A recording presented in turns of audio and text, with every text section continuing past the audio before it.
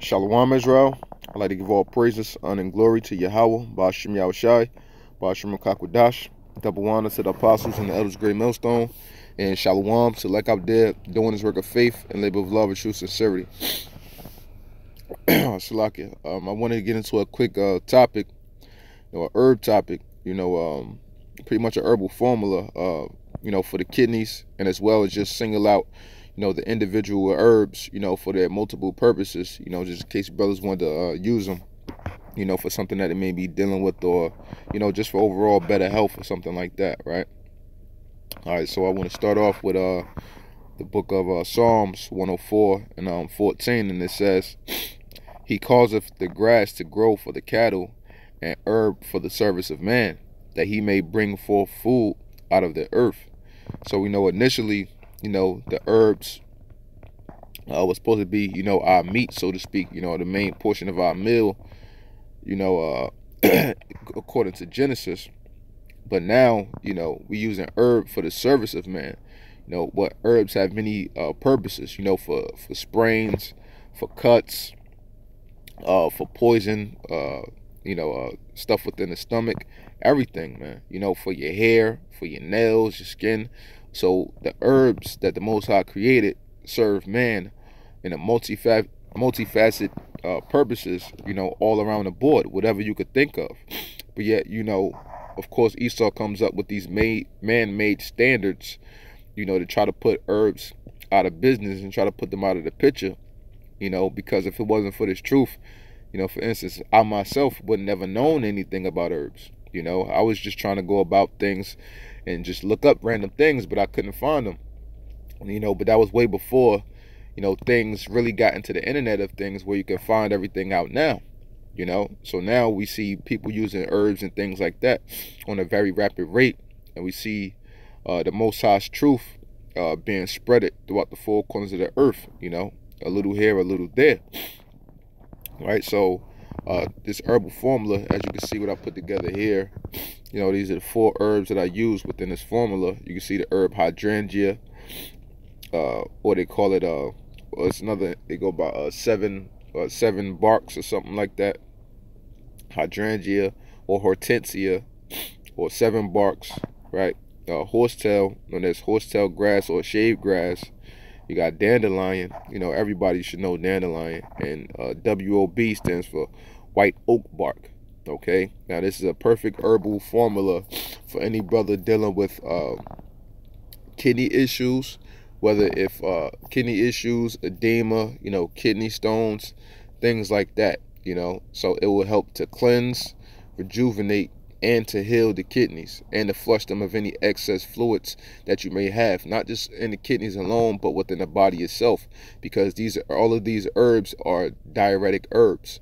They're diuretic herbs, and they're analytic herbs, okay, except for the dandelion. The dandelion is not an analytic herb. An analytic herb is basically a herb that specifically targets stones and masses of calcification within the body.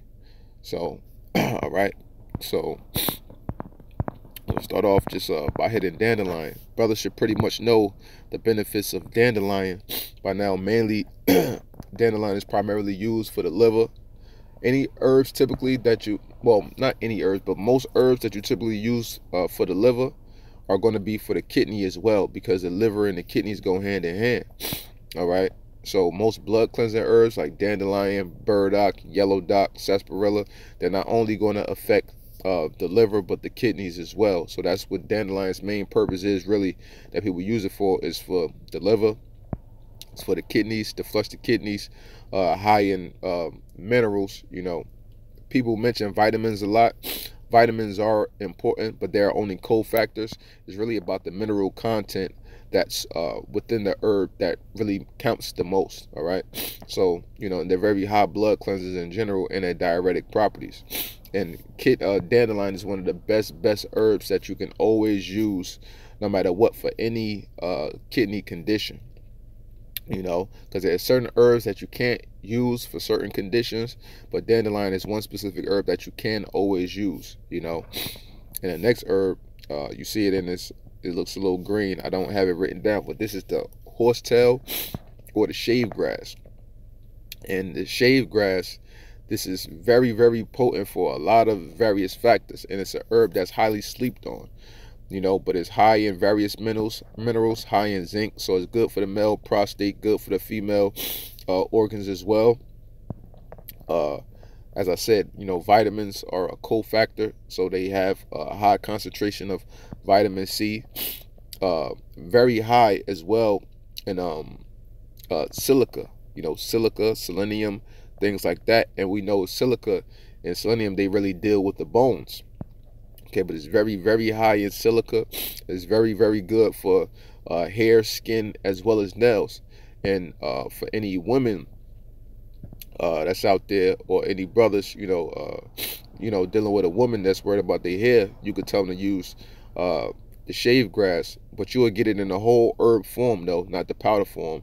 And just boil it, just make a tea out of it, and they could use this as a hair rinse. This is great for hair rinsing because of the high mineral content that it has within it, and it helps to replenish and rejuvenate the hair as well as its hair cells. Okay, so that's what the horsetail grass is about. It's a lot more properties to it too. Oh yeah, specifically for the kidneys, right? Yeah, it builds up the bones as well too, bones, hair, skin, and nails. But specifically for the kidneys, it helps to actually shrink the kidney stones. That's what it helps do. It helps to slowly but surely shrink them. So the more you take it, the more highly effective it will be. I typically do anywhere between this whole concoction, mixing up, I encapsulate them in veggie capsules, because the veggie capsules are better because you absorb more of the herbs with the veggie capsules as opposed to the bovine or the gelatin capsules, which we know, you can't really be over righteous, but we're really supposed to be dealing with the gelatin stuff anyway, right? So it helps to shrink the kidney stones slowly but surely, right? And as I said, yeah, I take anywhere between 4 to 6 capsules of this whole concoction. I mix them all together, put them in a bag, equal portions. Sometimes I'll take 2 at a time, and I separate it out the day, 3 times a day, or sometimes I'll just take 3 in one shot and then 3 again in another shot, and that usually does a trick. It's also great for pain management and stuff like that as well from the kidney stones. That's what the hydrangea and the white oak is about. Both of these are analytic herbs, just as well as the horsetail grass help to break down the kidney stones, right, and stuff like that. And specifically with the hydrangea, the main property in it is hydrangin, and a hydrangin that helps to actually break off the little sharp points of the kidney stones that can actually cause pain. Okay, so that's what this is great for. So these, even if you didn't use this whole concoction, the hydrangea and the horsetail grass alone, in itself severely helps to get rid of the kidney stones by the hydrangea breaking off the little prickly parts or the little sharp parts of the stones, and the horsetail grass actually starting to shrink the stones, okay, as well as the hydrangea having pain properties and stuff like that as well. Helps you to lose weight, all of that stuff. It's many various benefits, but I just want to keep this as brief as possible. Later on, I may do something more individually on each herb, but I just want to give some of the main properties. And as well as hydrangea is known to break up any type of massive calcification within the body, whether if it's stones or whether if it's hardened lymph nodes. It gets into those cells, and it helps to slowly but surely break that open, pull that apart.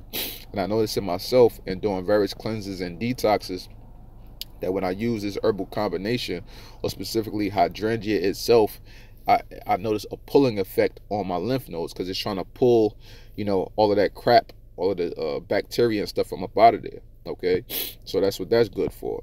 And the white oak bark is a very, very heavy astringent, diuretic properties. As I said, all these herbs contain diuretic properties, so it's a very, very heavy astringent. It's for pain management. So a lot of times when I feel the stones coming down, because you can still feel them regardless, because some stones are bigger than others, but the main thing is that I don't feel the pain of it. It's like a numbness, that goes down, but I can feel the stone going down, but it's no pain there.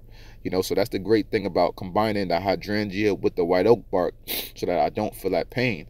And white oak bark is the original aspirin. Okay, because what they make the aspirin out of, one of the main ingredients, they use chemicals of garlic, allicin or alline, but the main chemical in the white oak bark is a salicin. So Esau, they extracted the properties out of the white oak bark and they call it salicylates, that really stems from white oak bark, that deals with the pain management, you know and they help the shrink massive calcification within the system as well. So that's what the white oak bark is really good for. So as you can see, just in general, this is a very, very helpful formula for any brothers dealing with any type of kidney issues, swelling within the body, any forms of edema. It's going to help to pull it up out of there. Of course, you have to eat to a decent degree, for a period of time, but this will greatly help you, if you wanted to add this into your daily regimen or whatever the case may be. So with that, I just hope this short segment was edifying. And I'd like to give all praises, honor, and glory to Yahweh, Ba'ashim Yahushai, Ba'ashim Kakwadash, double honors to the apostles and the elders of Great Millstone, and shalom to like out there doing this work of faith and live with love and true sincerity. Shalom.